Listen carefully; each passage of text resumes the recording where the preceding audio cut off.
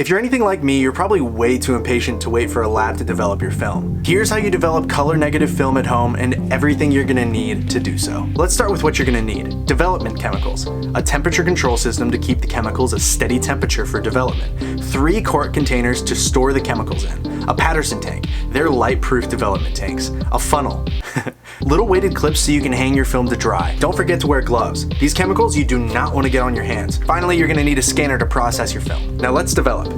Take the roll and your Patterson tank into a pitch black room. You load the film onto this spool so it doesn't get stuck together when it's getting developed. It's super easy, but it must be completely dark. No light can get in the room or else your film will be exposed and destroyed. While you're loading your film, have your developer and Blix quartz heating up with your temperature control system to 102 degrees. Set a timer for 3 minutes and 30 seconds. Take your developer chemical and pour it into your Patterson tank. Every 30 seconds, do 4 inversion cycles to agitate the chemicals. After 3 minutes and 30 seconds, pour your developer chemicals into the container using a funnel. The next step is Blix. You'll set a timer for 8 minutes and do the exact same thing you did with development, 4 inversion cycles every 30 seconds. After 8 minutes, pour the Blix back into its container. It's now time to wash the film. Completely fill the Patterson tank with 102 degree water from your temperature control system 7 times. After that, it's time for the final step, stabilizer. Pour your stabilizer directly into your Patterson tank, slap the lid on there, and agitate for 15 seconds. Then let it sit for about a minute. After that, pour the stabilizer back into its container. You can now unscrew your Patterson tank,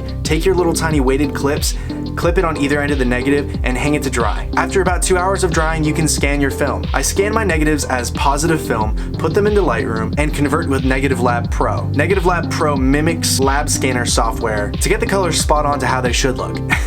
And that's it, you just developed your own film at home. I hope this was like